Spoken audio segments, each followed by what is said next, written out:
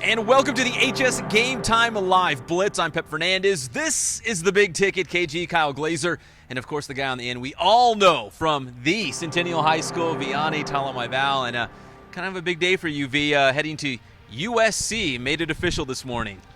Yeah, pretty big day. Yeah, man, today was great. Now, Viane, you originally committed to Alabama verbally, and then you decided to switch to SC. Why did you decide to make that switch? I prayed about it, and I sat down. I thought it was funny how it came about. I was sitting in class, and, for some reason I was just thinking about it, and I really thought about my family and, what's really important, for me, and I figured SC was the place to be. Staying home. Sorry. Now, a lot of the guys from around Southern California, some of the big names in high school football, yourself, Damian Mama at St. John Bosco, Juju Smith at Long Beach Poly, Adoree Jackson at Sarah. I mean, these are some of your homies. You know these guys. You're all going to USC. I mean, you guys are going to be good for a very long time at Troy. It's so crazy, man, how everything just works out. Like, it was surprising to me. And, man, I was excited, dude. I couldn't stop screaming in front of my TV, especially when I saw, like, Adoree when he committed today. That was just out of nowhere, you know what I mean? I didn't expect him to come to SC. And, the same thing for Juju. I thought initially Juju had Oregon. I thought Oregon was going to be the place for him, and then he ended up coming to SC along with Damian. And it's special, man, with seeing all these kids that, that I'm close with, definitely, end up going to the same school as me. It's going to be pretty awesome. Now, you guys train together with PTP, Primetime Polynesian. So, I mean, during the entire offseason, you're working out against these guys. Yeah. So you said you know them very well. Now you're going to be on the same team. I mean, so you're already pretty tight. You know their tendencies, you know their strengths and all that. Like Juju, I know he's a PTP guy, as is Damian. Yeah, like I said, man, when we work out with PTP, man, we compete against each other and compete with each other, really just pushing each other to become better. Especially training on Saturdays, with PTP, it's helped us a lot, and really, just building that work ethic and going out and trying to compete, especially with the best. So that's pretty cool. Now, Viane, we mentioned that first change, Alabama to SC, and then obviously Coach Orgeron was let go. Steve Sarkisian comes in. When that change was made, what were your thoughts, and what did you want to find out? I knew Coach Sarkisian and his staff when he was at Washington, and the previous years before when he was here, when Pete Carroll was here, and I already knew what kind of coach he was and what he brought to the table, and I had a lot of respect for Coach Orgeron too. But it was unfortunate when he decided to resign, but because I had a lot of respect for him and like what he did as a coach and what he was able to do for the university. But I was happy when Sarkisian got hired, and especially when he brought his staff over, because he's a really dynamic coach, man, and he's a great recruiter and a great person, above anything else, man. I mean, a real genuine person. So I was really excited to see Sarkisian get the hire at USC. So when Coach O was let go, did you have any hesitation? And then when Coach Sarkisian was hired, did that seal it for you? Like, how'd it go? No, I had no hesitation, because I thought I committed to USC, the school. I didn't commit to any particular coach. If I was gonna be locked in with SC, I was going to the University of Southern California to play football and to go to school. Not for any particular coach or any reason, but and it just so happened that everything has fallen into place with Coach Sarkisian getting the hire over there and bringing together a great recruiting class with all the people I know, and it's awesome how everything has kind of just worked in for itself. So. Now, Viane, I know this may be very hard to believe, but I wasn't highly recruited my senior year in high school. I know, it's hard to believe, I know. That's crazy. but what is it like? I mean, you're playing for a state powerhouse at Centennial High School. You guys are trying to focus on winning CIF, going to that state championship game, making a state title run. at the same time, you've got all these offers. You've got to contemplate your future in college, and here comes Alabama and USC. You had all these big names coming at you. I mean, is it hard to balance the two? Focus on what's in front of you as well as looking at your future. No. For one, I'm very thankful to God for even giving me these opportunities. And like you said, there's a lot of kids that don't have the same opportunities that I have to go on and play at the next level, and I'm just so thankful to God for everything He's given me. And and it would be hard. I would see it would be hard for a kid who doesn't really have a good support system, and that's kind of naive and doesn't really know. But my family has been there for me every step of the way, and I have people mentoring me in my family that have watched over me, like my uncles, my father, and just people just not really having their input on where I should go, but just guiding me every step of the way, that if I needed something, if I needed to ask them questions or anything, that they were there for me. And same thing with my coaches, and it's been great. This process to me hasn't really been hard at all, to be honest with you. Now, you mentioned all those guys who are coming in with you in this recruiting class, but there's already some other guys who are from the Inland Empire that are there. USC had nearly half dozen IE guys, Sua Cravens last year. Are you going to look to those guys, just from similar background as you, for advice on how to, make it at USC? Yeah, I'm going to look to everybody. Hopefully when I step on campus, the upperclassmen aren't too harsh, you know what I mean? But yeah, no, I'm looking to get any kind of guidance from, especially a lot of the veteran guys on the team. Of course, I think it's going to be a little special bond between the Inland Empire guys, and because we're from this area, so it's going to be fun just going out representing IE at USC. Now, Centennial and Vista Marietta have certainly had some battles in the CIF playoffs and the championship game in the last 4 years. As Kyle mentioned, Sua Cravens is there. Has anyone from SC reached out to you and said, hey, glad to have you, Viane, can't wait to see you on campus and whatnot? I mean, has Sua reached out to you? Anybody on the USC team? Not really. It's funny, some of the past players, more notably the Polynesian players at USC. I've had a lot of contact with Soma Vainuku, the fullback over there, and JR Tavai. And I've had some USC alumni like Kulu Kamaiava come on and reach out to me and just wishing me luck. And it's mostly just from the Polynesian community that are huge fans, either played at SC or huge fans of SC, and it's been special. You mentioned obviously different support systems, your family, your friends. How much has the Polynesian community as a whole helped you just become the man you are today and the football player you are today? The Polynesian community, man, it's everything. It's who I am as a person, our values that our culture embodies, man, and it shows in all our kids. And today was special because it signified not really a stepping stone, because of course paying respects to the people who've done it in our generations before, but just to see all the Polynesian kids today who are signing to major Division I ball, or just signing period to any college, it's real special to see that happen for our community and for our people, man. So, I mean, and the Polynesian community is just awesome. They shown support to all of us, all the kids in my class, and all the kids who are going to be signing in the next couple years. So, it's been awesome. So take me back about 10 years when you were just a little Viane running around playing pee-wee football and Pop Warner or whatever you did. Were you a USC fan? I mean, do you come from like a USC fan family, or I mean, what team did you kind of pull for? Yeah, man, we're diehard SC fans, man. I grew up watching SC when I was a little kid. I don't know about playing Pop Warner football. I think I was eating popcorn chicken when I was a little kid. But nah, man. But like I said, SC it's almost like a fairy tale, dude. Like I still can't believe I'm going to SC. It's a dream school for me, and it was a dream. And I think a lot of the signees today, it was a dream school for them too. And to realize that you're gonna go to the place that I grew up watching, it's unbelievable. Yeah, I mean, how much do the past memories of starting with Carson Palmer, Mike Williams, through Leinart and Bush, all the way into even John David Booty Rose Bowl? I mean, how much do those past successes that you grew up watching affect your decision-making process? I think it did a lot. I think it affected me a lot. Like I said, man, I grew up a huge fan. So did my family, man. We bleed Cardinal and gold. Even up to where they didn't really recruit me my junior towards like the end of my junior year, or when Lane Kiffin was still there, man. I was still like a SC fan at heart, even when I was committed to Alabama.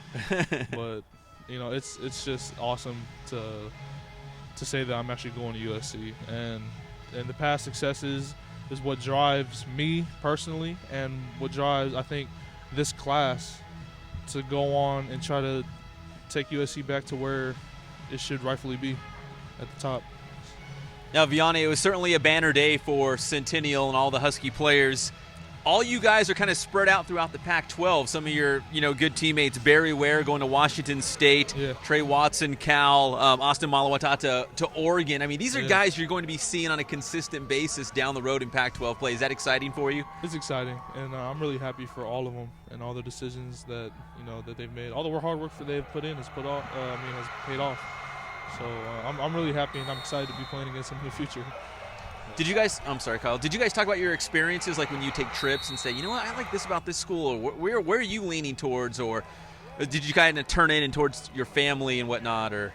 Yeah, we talked about it a little bit, but everyone was really kind of kept to themselves about, oh, where are you going to go, how was your trip, everyone was being a little secretive, and I think they wanted to surprise everyone on signing day, so, we all had amongst each other, we all knew kind of where each one of us was going to go. We had an idea, but like when today signified it, it was pretty cool to see all my teammates sign, and especially my other teammates like Devontae McNeely and CJ Bynum, who I think days ago just committed to Dixie State. That's right, yeah. And same thing with Austin when he committed to Oregon, and it really hit home for me, man. I was extremely happy for him. Kind of warms the heart up a little bit.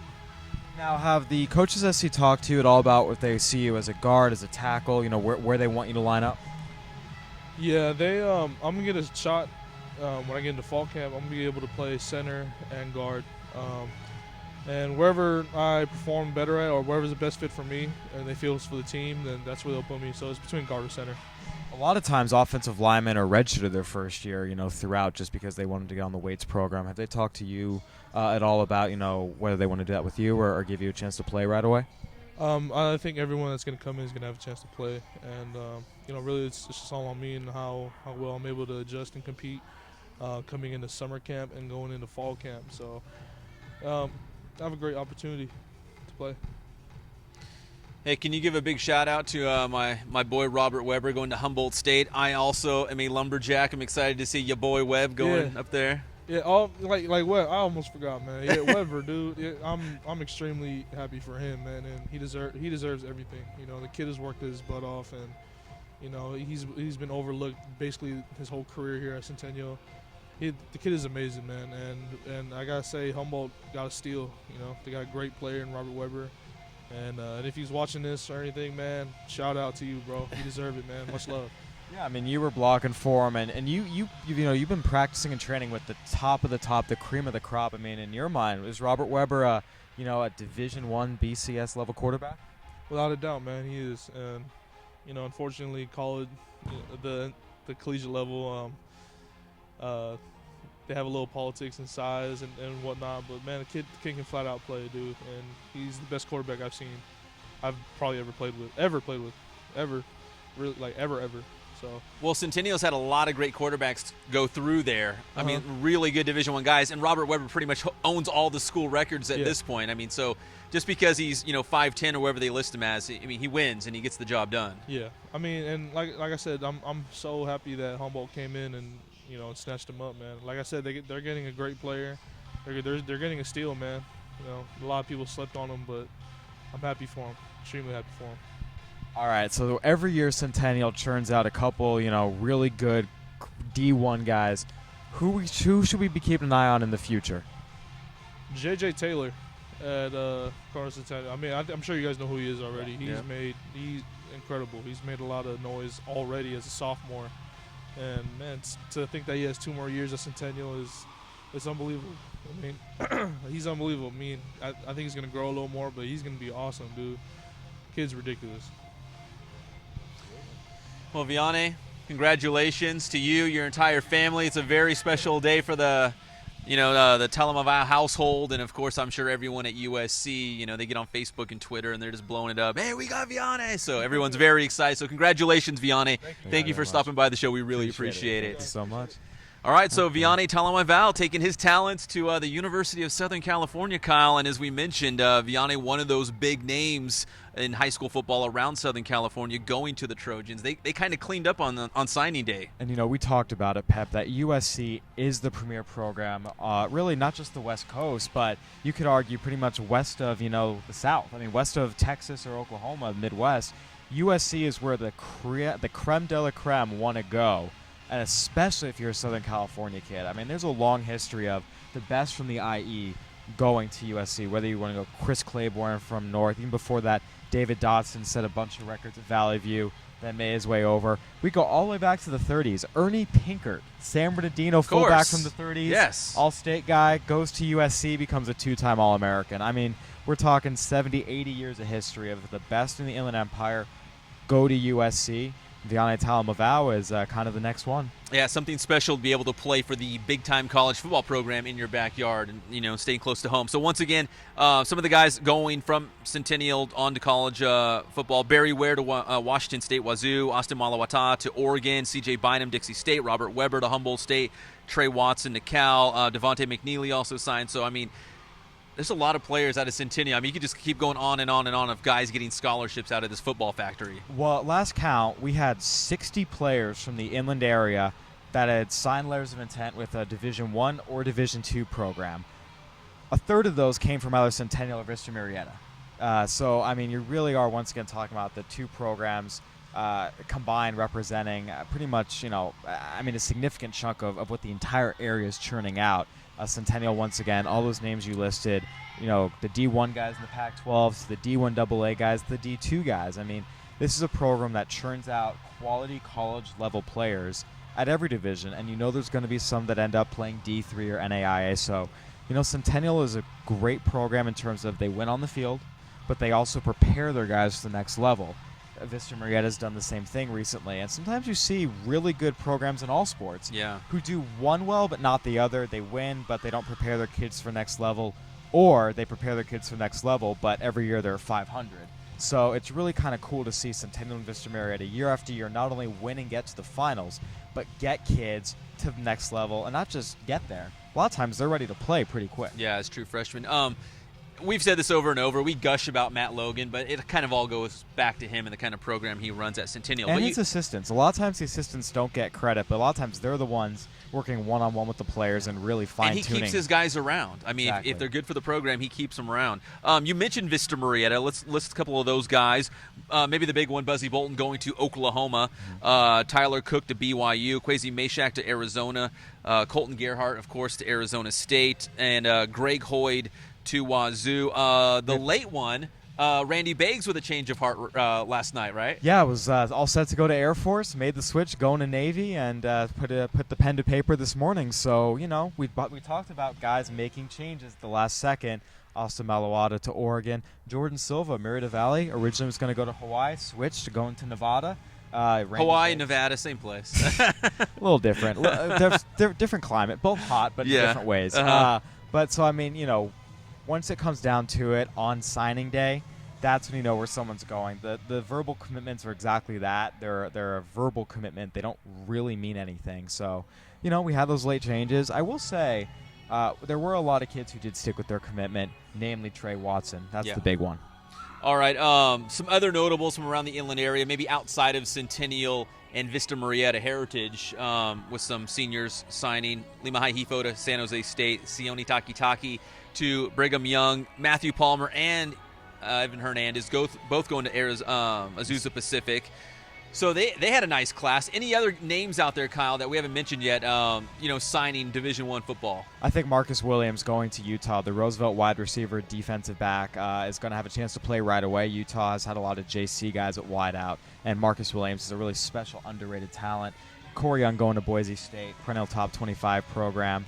You look at a couple of other kids, maybe going to the service academies. Zach Lindsay at Air Force, fullback, is going to be a great fit in that system. He's someone you think could see the field pretty quickly.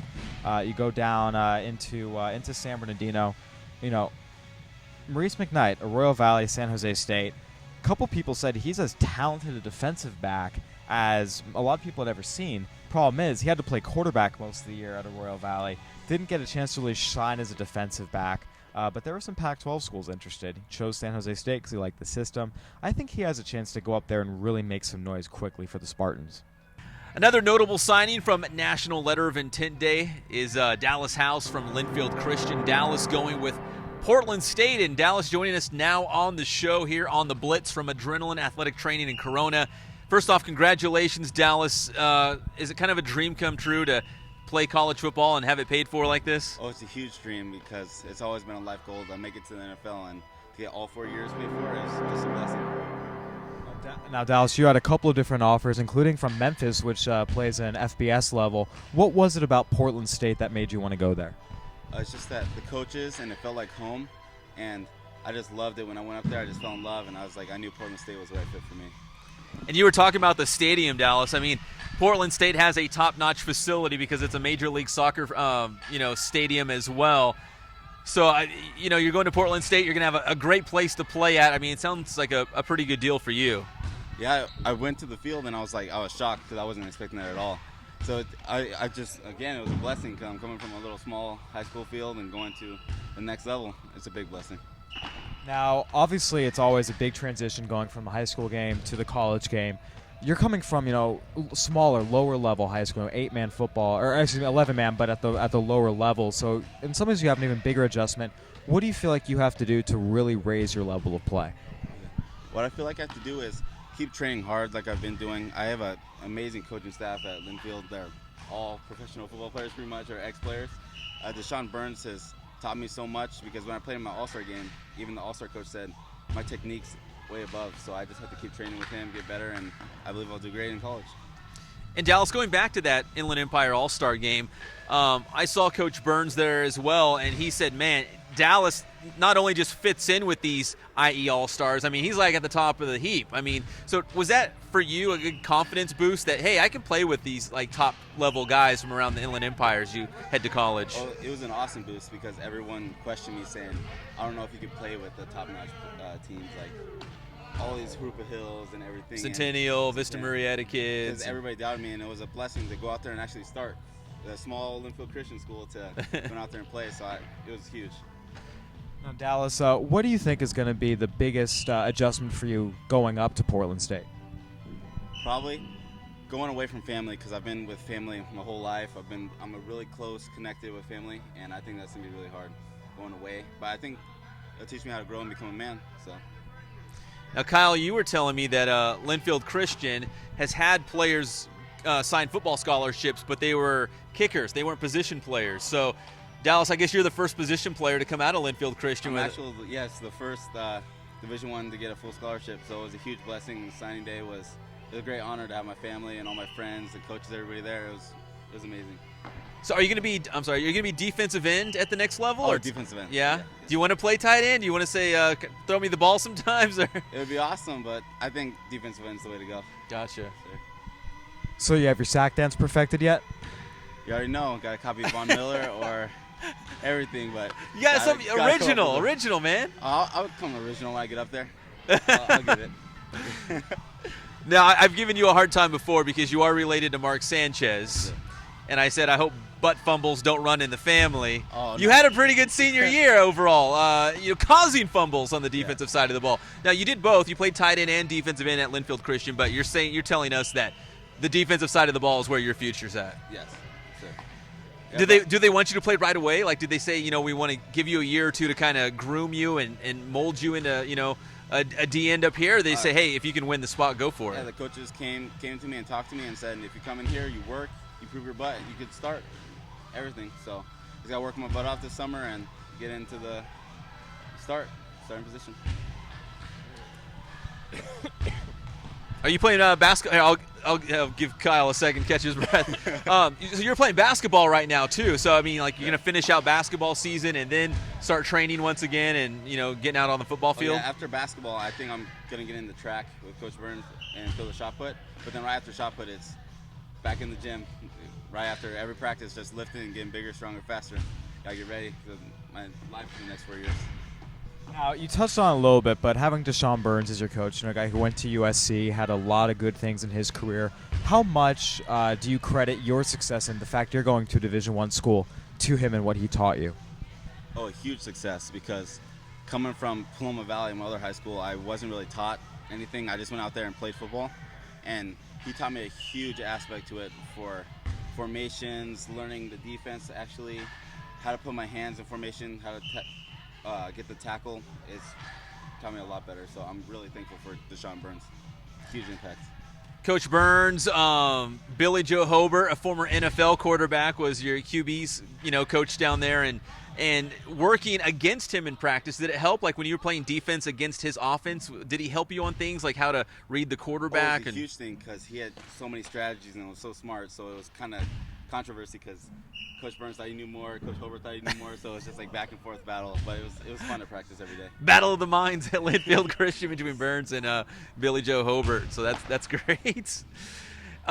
Portland State. Now you're heading up there. You're going to play defensive end. They've got a great stadium. Kyle mentioned Memphis was in the mix. What were the other schools that were looking at you, and what was it about Portland State once again that kind of separated it? There was South Dakota State, there was Southern Utah, and there was Memphis, to be correct. And all these offers came in, and when I went on official visit, there was also APU, because APU was big, because I had friends going there. It's close to home too, Yeah, Matt Palmer and Evan Rodriguez. At Heritage, yeah. So I've grown up with them, so I went on the visits to all the schools, and then I went to Portland. And I was like, this feels like home. All the players, everybody, the coaches have been there since the beginning, and I just believe that that's where I'm supposed to be. Did that mean a lot to you that they were the kind of the first school to notice you? And it feels nice to be wanted, and they were the first one to want you. It's like, well, they were on board early. Yeah, exactly. Since they were the first ones on board, I knew that they actually cared about me, and I wasn't just a player that they just picked up, because that's how I felt like, and that's why I believe Portland State was where I fit. All right, so I have to ask you, do you have any specific goals in terms of numbers? How many career sacks you want up there, anything like that? I actually don't have any personal goals. The only goal I have is to work my butt off so I can get to the NFL, because that's my dream. Play for the Dallas Cowboys. Dallas, playing for Dallas. Yes, sir. Of course, right? Exactly. What came first? I guess you come from a family of Cowboy fans, or? Oh, no. I was just named Dallas. My family actually hates the Cowboys. They're all Charger fans, but I get a crap from everybody, but diehard Cowboys fans. Always will be.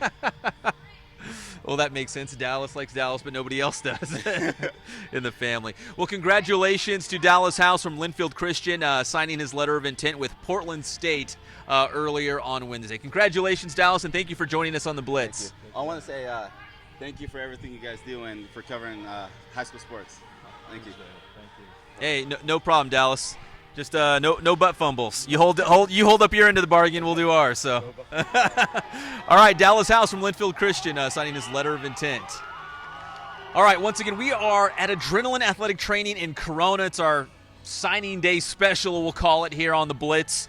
And Kyle, we're always forward thinking here on the Blitz. So let's look ahead to the class of 2015, and at least in the inland area, it's quarterback heavy. Let me throw out three names for you, and you tell me what you think. DJ Wright at Harupa Hills, of course, Blake Barnett at Santiago, and Sheriron Jones from the Rancho Verde. Three of the top quarterbacks anywhere, and they're right here in the IE. Yeah, I wrote an article about this. A lot of Inland Empire quarterbacks haven't panned out at the college level. The class of 2015 is looking like an opportunity to change that. Those three guys are all special.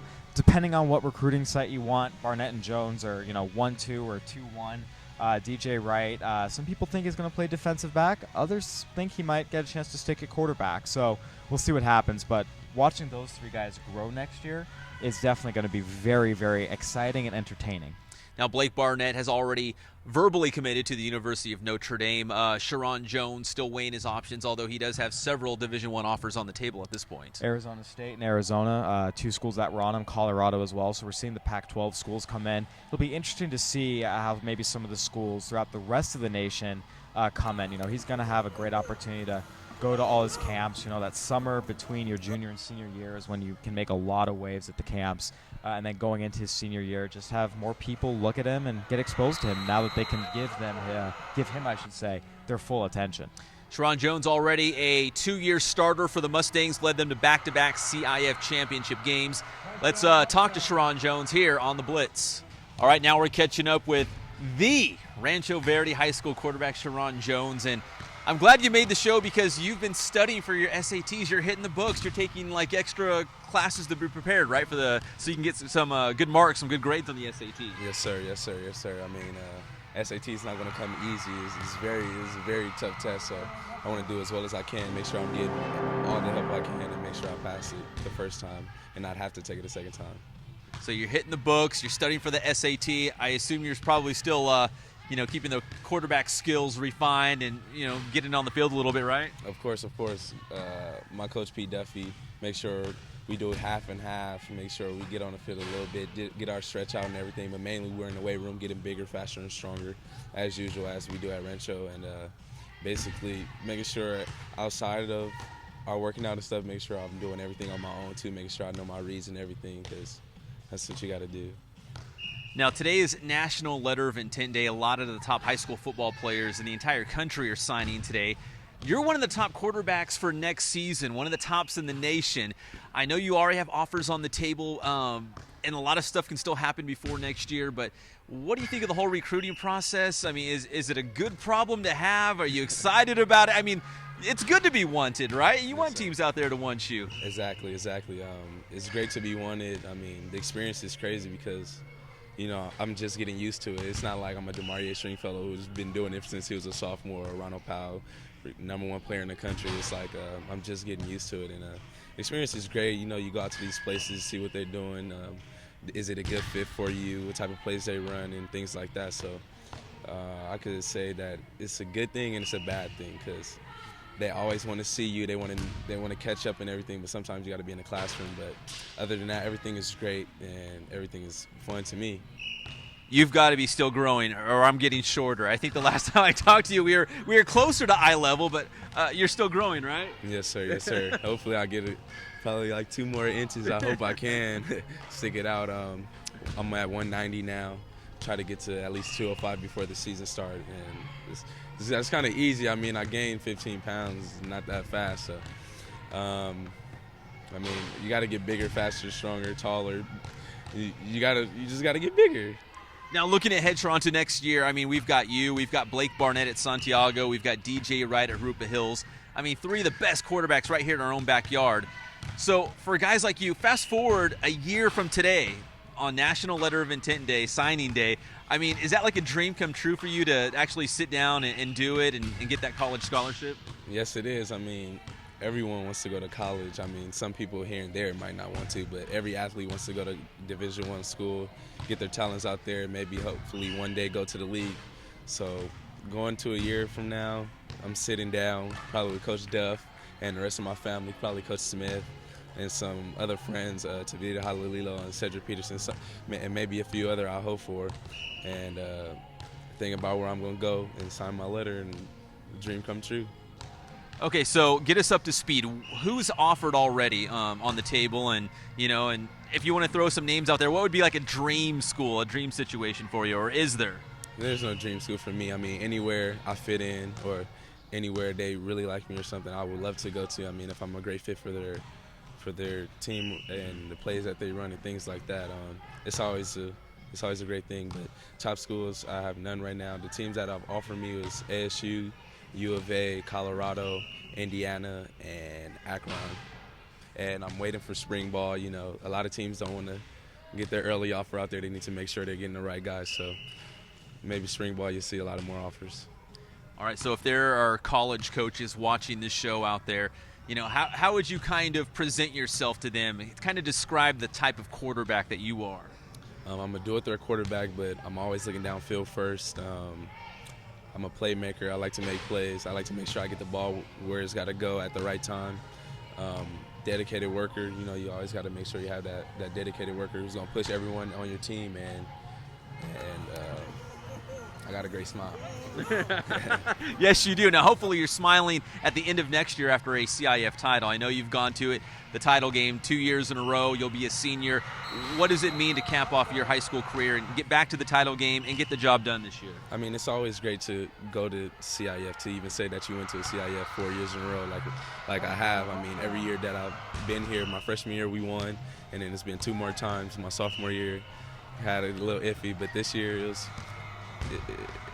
we need to finish it off, and I hope everyone's there to watch us because we got a big chip on our shoulder 2 years in a row making it, and losing by a touchdown, losing by 1 point. Come on. Yeah, those are 2 painful losses right there. I mean, it's not painful. We're both great teams. We played against Kaiser my sophomore year, lost by a touchdown. I mean, we'll battle it out. Everyone did the best that they can. We just came out short. And then this year, losing by a point, I mean, kicking game came down to a field goal. I mean, we got to get better at every position, including the kickers, to make sure that they believe in themselves and we believe in them too. So when it comes down to that type of stuff, I mean, it's a hurtful loss, but at the end of the day, we still know we put everything out there. So, Sheriron, let's look forward a little bit. So what's coming up this spring, this summer? Are you going to hit like a bunch of camps and kind of do all that and get yourself out there a little bit more? Yeah, I've been doing camps here and there. I just came back from the Elite 11 one that they had recently, and it's a great experience. You know, Blake Barnett, actually, he beat me out. That's a great quarterback right there. What do you think about Blake? He's a good guy. He's very friendly. You're kind of the same quarterback to me. I mean, you guys are both like that dual threat mobile guy who can also, you know, pass downfield, obviously. Yes. This is a great kid, talented, very talented. I mean, committed to Notre Dame. Who knows if that might change? Who knows if we might end up going to the same place? But at the end of the day, this is a playmaker, as all quarterbacks should be. And so are you going to do, you know, some of these camps this summer? I know a lot of teams, you know, you have a junior season and the colleges want to see, what did he do his junior year? What did he do, you know, like the summer before his senior season? I mean, so he's going to, you know, hit the road a little bit and then go to some of these camps? Yeah, I'll probably hit the road a little bit. I'll probably go up north for the next Elite 11 and try to make it then. And basically just little camps here and there to make sure I stay intact, stay in shape, you know, and because the summertime it's all your team, so make sure I get out there a little bit and make sure coaches know I'm out here in California, smiling big and ready to play. Now, we've talked before about your sophomore year. If people don't know, you broke your leg your sophomore year. You came back. You rejoined the team late in the season. You played in that championship game when you guys lost to Kaiser. Your junior year, you were healthy. So how would you kind of sum up your high school career as a whole? You said you played varsity as a freshman, but you didn't start, but you still got that CIF ring. But I'm sure you want to win a CIF ring with you under center, right? Of course. Every quarterback wants to win. I mean, Heritage quarterback is a sophomore, and he got to win one. So why not be a senior and actually win one too, right? And winning one is a great thing. I mean, it's a great feeling. Even though I was on the team, I always tell my teammates, like, I want to win it for myself. Like, we got to win it for ourselves. And basically, you just got to go out there, not talk about it, you got to be about it, as Pete Duffy would say. Now, you've got friends like DeMaurier Stringfellow who have gone through this process of, you know, colleges offering and, you know, trying to get some exposure to colleges and get that scholarship. Has he given you any advice? Has anyone else around you given you advice just on the recruiting process to maybe keep your head straight and, you know, focus on your grades and stuff that you can control? I mean, what kind of advice have you gotten? I got advice from everyone that basically have graduated from Rancho. Ronald Powell is a big friend of mine, Richard Spencer, Terrence Miller, Posse, and String. They all tell me just make sure you keep your grades, make sure you take the SAT, do well on it, and basically make sure you stay in the books. Don't let the hype take you out of your comfort zone. Just make sure that you stay on the right path and make sure that you pick the right place for you. Do you want to give a verbal commitment to somebody before your senior season, or you going to let it ride out and see what happens? I mean, do you feel more comfortable, you know, playing your season without a commitment? Because a lot of guys say, you know, I don't have to worry about that. I just want to, my senior year in high school, I just want to play football and not worry about college and just give someone a commitment so I don't have to think about that. But, I mean, where do you fall in there? Maybe mid-season I might commit. I mean, it depends on how I'm feeling at the moment, but I'm not sure if I want to do it too early because you got to make sure that every college know that you're out there. You don't want to commit too early and you not have enough offers or where you might want to go. But maybe mid-season, hopefully, I'll get more offers. All right, well, one thing's for sure, he's already got offers on the table. So this time next year, you will probably be sitting, like you said, at Rancho Verde High School, getting ready to sign and make some college very happy. Rancho Verde quarterback Sheriron Jones joining us here on the Blitz. Best of luck to Sheriron Jones, quarterback for the Rancho Verde. Big things for him, expecting big things for his senior season for the Mustangs, and as well as in college the season after next. So, Kyle, football not the only sports signing on National Letter of Intent Signing Day. Soccer also involved, and we had some good ones. Yeah, we had nearly 24 girls sign letters of intent to go on and play soccer, including some great programs. We had Nicole Robertson from Temecula Valley going up to Purdue.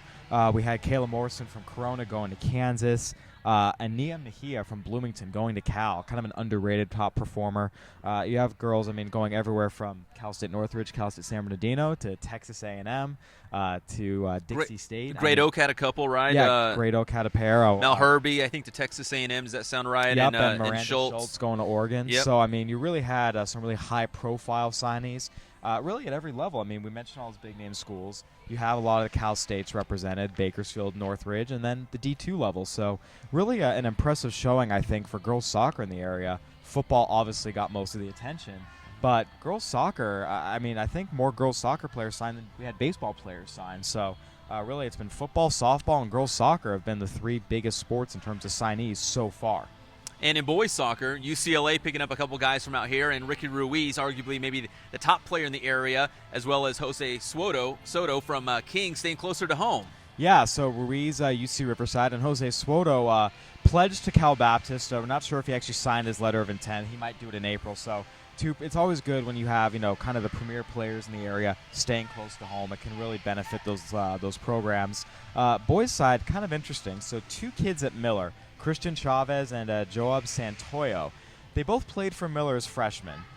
They stopped playing for the Rebels once they got to academy soccer. Their academy coaches didn't want them playing high school soccer. But the kids, stayed involved. They practiced with the Miller soccer team. They, were good model students. Their AD, John Romanoli, said they come from good Miller families. So even though they don't play for the Rebels now, they had a signing ceremony for them today.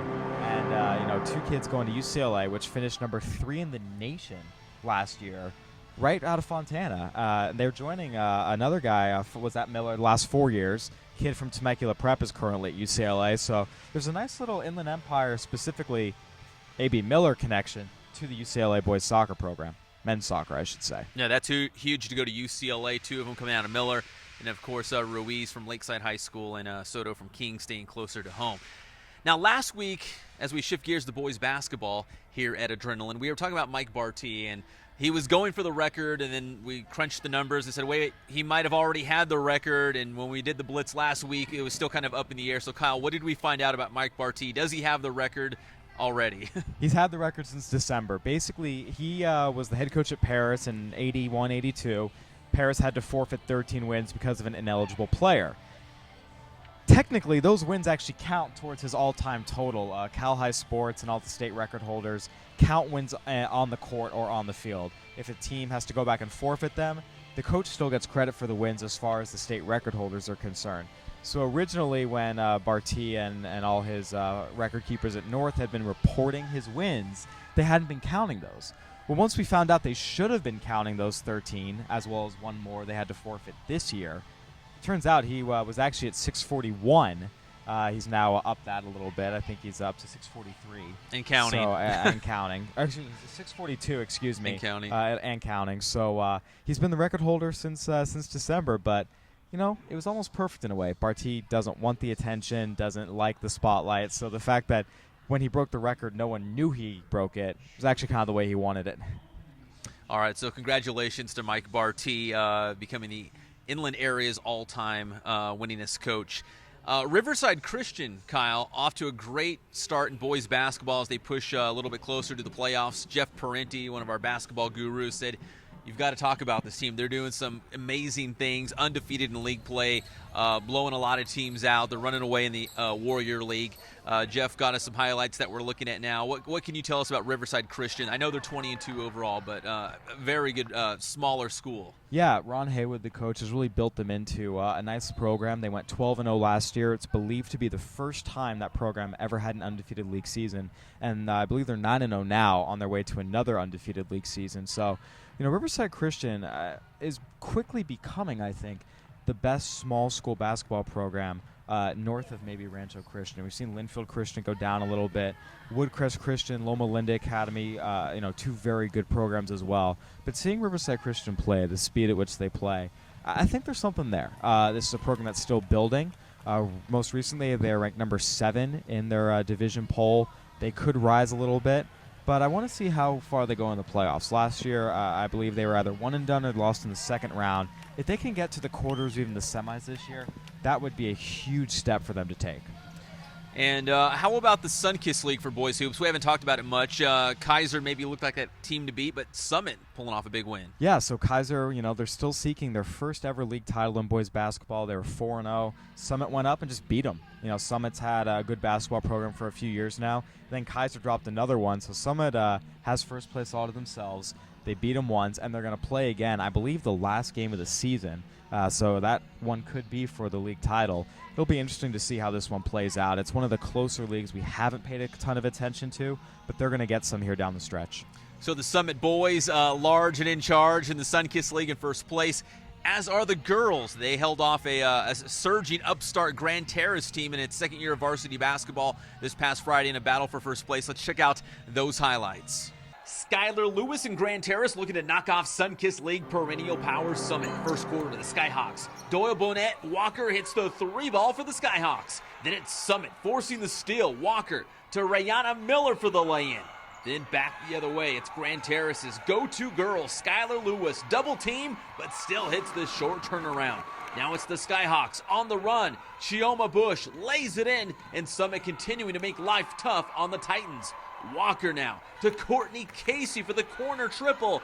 Count it! Summit with the hot hand from the outside. Now it's Walker dialing up from long distance. Can you hear me now? Good! The Skyhawks knocking down threes and playing D. Casey the steal to Sinclair Watson for the basket. Summit up 30-16 at the half. Third quarter, more from Summit. Bush up ahead to Watson for the basket. The Skyhawks are ready to pull away in this one, but get your camera ready. Skyler Lewis trying to get her team back in it with a big second half. She takes the inbounds pass and drives in for the basket off the window, and then it's Lewis driving through the lane, getting the basket and one. Grand Terrace was trailing by 16. Grand Terrace was trying to close the gap, but the Skyhawks had other plans. Another 3 for Summit's 3. Walker, 39-21 in the third quarter. Off the miss, it's Lewis, the rebound, and the putback for Grand Terrace. Summit is in first place, though, for a reason. They're tough to beat. Bush slices inside and lays it in, and then it's Walker spotting up for the triple. It's all good. Summit wins 65-43 as the Skyhawks improve to 6-0 in the league, 19-3 overall. So the Summit girls, they have the inside track to that Sunkiss League championship, but Grand Terrace has one of the best players in the inland area, and she's also one of the youngest, Skyler Lewis. She's 15. She's a junior. She'll head off to college at the ripe age of 16, Kyle, but already Crazy. Putting up huge numbers for Grand Terrace. Let's hear from Skyler Lewis. All right, so how old are you? I'm 15. My birthday was in December. So you're the youngest on the team, but you're a junior. Yeah. I mean, technically you'd be a freshman, but you're a junior here at Grand Terrace. Yeah. Are people surprised when they find that out? I mean, did they assume like, oh, you're 16, you're 17, you're a junior? Yeah, because I'm so tall and stuff, and I've always been pretty good in school. So. Now, Grand Terrace has kind of burst onto the scene, and you're a big reason why. I mean, why do you think this program has done so well in the last, 2 years? A lot of us have been playing together since rec league, and I think we have really good team chemistry. We all love each other, so we play good on the court, and there's not really any, we all love each other, and everybody gets along, so I think that shows on the court too. And even if we make a mistake, everybody's there to pick each other right back up. So I just need to be kind of smarter with the ball and not dribble so much and have a higher court vision and stuff. So in terms of looking ahead to college, you'll be 16 when you head off to college. Is that exciting? Is that intimidating? I mean, how do you feel about being so young and going to college? And I assume you'll be playing basketball in college. Well, I'm kind of used to hanging out with people like older than me, so it'll be scary at first, but I think I'll be all right. And if I go far, I'll be kind of homesick, but I'll always come back home. And All right, Kyle, February also signals like the start to the postseason wrestling tournaments as the guys and the gals get ready to make that run to the state tournament. The girls are in Visalia. The boys are back in Bakersfield. But the girls, this Saturday, Friday and Saturday, at the Rancho Verde, it's the Southern Regional as they compete for CIF championships. And one of the Mustangs, Claudia Navarrete, might be a favorite to win CIF. She's hoping for a return trip to state and to do better than how she finished last season. And we spoke with Claudia and see how she's going to make her march to that state title. Well, since my freshman year, since I started wrestling, like when I meet new people or something, they don't expect me to be a wrestler. Like when I first joined my freshman year and I told all my friends, oh, I'm starting wrestling, they were like, no, you're not even gonna last, what do you mean? And then like after my first year, they realized that I really do love the sport. And like there's days where I just give up everything to go to wrestling practice. Like I give up, well, not really give up, because like at this point it's not as important as wrestling. Like wrestling is like the first for me, and of course school. Like at this moment it's just school, family, and wrestling. Like I feel like a social life, I kind of forgot what a social life is because of wrestling. Like I dedicate 99% of my time to went to state, and then I wrestled the girls who were not only mentally more prepared, but they're physically just stronger and more on like a boys level. And I honestly didn't expect that because they were girls, but coming out of that experience, I realized that I have to be at that level, and this year it's just pushing me more and more and more to be at that level and be prepared for what's coming towards me. Makes Claudia such a good wrestler? I just think her determination is huge. I wish that all my boys wrestle as hard as she does every day because she gives 110% every day and in every tournament, win or lose. And going here to tournaments like this, and I'm sure in practice every day, does she wrestle against boys as well at practice? Oh, yeah. And she prefers not to wrestle the girls at practice because she likes to wrestle the boys that push her even harder. And she likes to get beat up, and she thinks it helps her prepare for all these tournaments, and I think she's right. So congratulations to Claudia on a great season so far, and good luck going forward at CIF and as well as the state tournament. Now, Kyle, the big news today was National Signing Day. We've talked football, we've talked soccer, also water polo in the news. Yeah, not a lot of love given out to the water polo guys, but we had two big ones today. Thomas Appel at King got a scholarship to Cal, great program, great school. And then Tristan Reinhardt, Marietta Valley, going to USC. So it's a nice way to cap it off. Two more athletes from this area going to premier programs. The Inland Empire never ceases to amaze when it comes to high school sports. Whatever sport, we've got some really good ones out here.